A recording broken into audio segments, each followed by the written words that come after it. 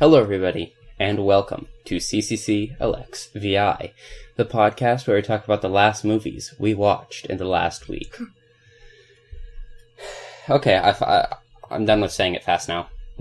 That was me saying it slow. Yeah, I had to. We might have before we recorded. Yeah, I was totally going to do it fast if you would not have reminded me. So, let's get into the movies this week because we don't really have any pre-movie banter, do we? Ethan, did you forget? We saw What? Dayton Duke, or whatever. What's Dayton Duncan? Yeah, Dayton Duncan. Yeah, we're going to talk about that in the review of this film. Okay. So, the first thing that we watched this week was not actually a movie. It was an episode of a TV show. But it was basically like a film. It was 2 hours long, so... Yeah. It was National Parks, America's Best Idea, The Script of Nature. And as Benji was talking about, we actually went to go see Dayton Duncan, the writer and producer, and one of the producers, I think Ken Burns also produced this, for this thing. And I really enjoyed this, hence why we went to go see Dayton Duncan talk. And I have a literature teacher who actually worked on this film. You can see his name in the credits and everything. Should we tell him who he is or no? Nah, it's an Easter egg. But my literature teacher worked on this film, and Dayton Duncan, we went to go see him, and yes, we went to go see him, and he talked about it, and it was great. He knows how to tell a story, Dayton Duncan. He's a great storyteller. We went to go see him speak, and he was talking about him at the national parks and how he was with his mother, and he told this whole story, and it was beautiful. It almost made me cry because it was about like how his mother ended up like dying, and one of her favorite, the most beautiful sight that she ever saw, she maintained to her dying day that it was the national parks and stuff. And I mean, that's really sad. Wait, let's start off the podcast on a sad note. Hey Max, we're doing the podcast. Stop yelling my name. Okay. Is Max going to sleep in your room? Yeah. He's Ben. Okay, Max, what is it? What is it? I'll sort of want to talk about the movies, but Benji's talking to Max, so... Hey! He just wants to speak. That's fine. Okay, let's go on. Okay, so the National Parks, America's Best Idea, was very entertaining. It was a little bit boring, but that was also because we were watching it at 12, and I had recently... this week, we're actually recording this like super late at like 9:30. No, it's not even 9:30. It is 9:30. It's 9:32, you stupid. My watch says 9:31. You're right. I was looking at my other watch. I was at a camp for school this entire week. Because of that, I could not watch most of these movies. Could only watch these movies on the weekends, which is why it's late and everything. It's not actually, I think it's going to be uploaded really late on a Sunday, but still on Sunday. So, yeah. Most of you probably listen to it on a Monday, though. Which I think is good because that gives you time, if you're like commuting to work or something, to listen to it or whatever. Yeah. To make your Mondays a little bit more sweeter. So yeah, this was the cinematography in this was great. It's really good at telling a story, but I mean the main thing is the national parks, and that's what they're focused on. And the national parks are known for being pretty beautiful, pretty. But you know, they're just nice looking, and that's one of the main things that this sort of documentary has as its strength is it looks pretty good. You know, it has like footage from the parks and everything, and it looks nice. Okay. So yes, 10 out of 10. I'd give it a 8 out of 10 because I don't know, it was a little bit boring. You're right. But I enjoyed it. I definitely recommend you watch it. I liked it, but if I were to rate it boring, I'd rate it like a 1. If we were just rating if it's boring, if it's not boring, I'd rate it like a 1. 1 being the worst. But I still liked it. I mean, the cool stuff made up for it. Yeah, also keeping in mind that this is just a review of the first episode. Max, can you please stop knocking on the... Can you stop knocking on the wall? He's just purposely doing it so he can be on the podcast. 1 second. Max, I gotta pick up his water bottle. Max, now stop making noise, okay? Okay. Mentioned you like 18 times. So, this is just a review of the first episode, so it might get better from here as well. But I definitely recommend you watch it. It's pretty nice. We still haven't finished watching all the episodes. Maybe we'll finish talking about those later. I don't know. We normally tend to like not do something and then we're going to say, hey, we're going to finish it later, and then we never do. We're saving that for the summer. Yeah. So yeah, we recommend it. The next film we watched was Moon, the underrated gem, directed by Duncan Jones. As that's a joke. There's a whole thing on Reddit that talks about Moon being the best film ever. And it's an underrated gem. But I really enjoyed Moon. It has a great sort of solo performance by Sam Rockwell, who is a pretty good actor. It also has Kevin Spacey. And it's just a really good film. It was a little bit confusing. Also, it's really slow. And that's one of my two big complaints with the film, is that it's sort of confusing how this stuff works. It wasn't too confusing, but it was sort of confusing. And also, it's a really slow movie. Mm-hmm. But I would enjoy it. I'm giving it a 7.5 out of 10. This episode's probably going to be a little bit short because I really want to go to sleep. So, yeah. But Moon is basically about a guy on the moon who's trying to get energy from the rocks, I think. No, it's from the sun. He's on the moon to get energy from the rocks on the moon. From the sun. Get energy from the sun, I think. And then it turns out, spoiler alert, by the way, that he's spoiler alert. Please, if you want to watch Moon and not be spoiled, turn it off, because I always feel like, spoiler alert, Bruce Willis was dead the whole time, or spoiler alert, Kevin Spacey is Kaiser Soze. Kevin Spacey was actually in this movie. He did a pretty good job as a robot. He's like, yeah, go on. Okay, anyways, it turns out that he's a clone and everything, and that's a sort of nice twist. Another thing is, you expect the robot to end up turning out to be evil, because that's just like what happens in these sort of science fiction movies with robots. Did you think that too? I totally... No, I didn't think that, because I'd actually listened to Hello Internet talk about it, and how... What they talk about it? I'm so glad I haven't watched that. And how they talked about how he thought it was gonna... Gray said that he thought it was gonna be like Hal, or whatever, from 2001: A Space Odyssey. That's totally... Which we're gonna review, eventually. And then whenever he's, like, working on the rocket ship or whatever, and then the thing bangs into him, I'm like, oh, so this is what this movie's gonna be about. Like, the robot turning against him. And it's like, nope. Nope. It's not. Nope. I thought it was gonna be, like, Alien.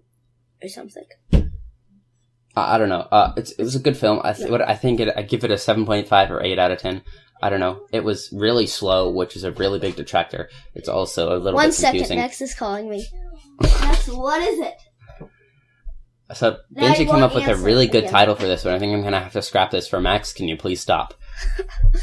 Come on, how about it's like... Can you put both? Nah. Okay, I got it. How about we just tell him the title, and then it's Max. Okay, so the original title was going to be Clones in Nature. What? But... We're gonna probably end up using Max, can you please stop, or something. Yeah. Uh-huh. So yeah, Moon was pretty good. It did have a little bit hard to follow plot. I don't know, I also fell asleep a couple times while watching it. Because it was really slow, and also it was late, and I was really tired. I've been really tired this week. I was watching that. You weren't? So, what do you have to say about Moon? I'd grade it, like an 8 or an 8.5. And, it's good. Everything you said. Sam Rockwell gives a really good, like, solo performance. He also does really good, like, playing, like, as himself, sort of, you know? What do you mean? He sort of plays two characters throughout this entire film, which is really interesting. It's not really a solo performance, but at the same time it sort of is. You know, it's a really interesting sort of concept that it plays with. But I like it. It was enjoyable. It was fun. It was actually not that fun of a movie, but it was an enjoyable film. I'd recommend you watch it. So the next film was a short film directed by Christopher Nolan called Doodlebug. Now, this is Christopher Nolan's first film. It was starring Jeremy Theobald. I think is how you pronounce his name. Not actually 100% sure. And so Doodlebug is about a guy who's in his apartment, and he goes and he chases around like some sort of bug. And no, at first he doesn't see what it is because it's underneath. First he doesn't see what it is, and so he's chasing around with his shoe. And then what he does is he captures it, and what he doesn't realize is that it's actually him. And so what he does is then he smacks it down with his shoe, and then a giant version of him appears to be behind him, and then he smashes him with his shoe. So it's sort of like a never-ending shoe smashing link. Yeah, so by smashing that thing. And so, whoever played the only person in that film. The man, I think, was what he was credited as. The man is what he's credited as because he's more than one person. Oh yeah. The man is what he was actually credited as. Yeah, I remember whoever he was perfect for the role. Just like him being like so desperate to smash it, and like him like hopping around everywhere. He sort of reminds me a bit of Andy Serkis as Gollum. Yeah. And the thing is, Jeremy Theobald has only been in like 6 or something films, and three of which were directed by Christopher Nolan. And then like, I think he's been in less than 6 films because some of those were TV. Sorry, I have a cough. Jeez. Pretty bad. What time is it? 9:40. I'm so tired. Oh my gosh. I'm gonna die. No, you're not, because you usually go to sleep at like... But, so it really does show, like, sort of, Christopher Nolan's, sort of thinking about things being inside of other things, And so it just is it also shows how Christopher Nolan likes to focus on, like reality bending Max things. Is calling my name again. Max, will you please stop it? Why do you just clap? Just if you stop making noise. Max, the name of the episodes is already your name, okay? Mad Max. No, it's not called Mad Max. Okay, let's go. Some more. Okay, next was Funny Farm. Yeah. It was okay. It was sort of funny, starring Chevy Chase. It was funny. It was nice. It's a nice little Christmas movie. It was Christmas. I'd recommend you watch it if you don't want something very serious. Overall, I'd give that a 7 out of 10. And let's move on to They Live. No, I didn't rate it. It's like a 7.5 on my list. We gotta get over. Yeah. I'm so tired. Actually, you know what? I'm probably gonna play like Starbound after this. I say I'm tired. I still got so like 20 tired. minutes. Can we just finish this now so I can? Okay, yeah. And next we watched They Live. Now, They Live was directed by... we didn't talk about Funny Farm very much, but Funny Farm, I mean, there's not really much to say. It's just like sort of a funny film. Yes! Visitors, we keep the house. Yeah. They Live was directed by John Carpenter, who's one of my favorite directors. He is director of one of my favorite films of all time, Big Trouble in Little China, which is absolutely amazing. If you haven't seen that, highly recommend you watch it. What would you rate Big Trouble in Little China? 11 out of 10. I'd rate it like a 15 or a 17 out of 10. 15 or 17 out of 10. So, yeah. I've referenced Yokai Watch too much throughout all of this. Yokai Watch is I think that's our most viewed episode of the podcast still, and it's by far the best. I think it's because people re-listen to it because it's funny. I don't know. I think it's also that we have it tagged as kids, which more people are going to watch it because it's kids or whatever. I don't know. It was amazing. Maybe we should just can we talk about They Live now? So They Live is about a guy, and what happens is his entire world is made up of aliens. Oh, shoot. Sorry. And so what he does is he puts on sunglasses, and it allows him to kill all the aliens. And it's a really great film. It has a great concept. It is a very nice action film. Yeah, spoiler alert. Yeah, it has great action. It has pretty much everything. Highly recommend you watch it. It does have a brief scene of, or it does have some brief swear words. I mean, there's like 15 F words. Not that much, but... Not that much. I mean, compared to like other films that we've watched. Like what? We watched Living in Oblivion, which has a ton of F words. 152, I'm kidding. It has a lot though. Have we watched Bad Boys 2 yet? Have you watched Bad Boys 2? No, but we're going to eventually probably. Which does have also a lot of F words. I mean, it's not as bad as some of the other films. It was definitely enjoyable. It really shows, like, it also gives a nice sort of, like, anti-establishment sort of message. Also, it's like kill your president type thing. Jesus, kidding. Sorry, I did not mean that.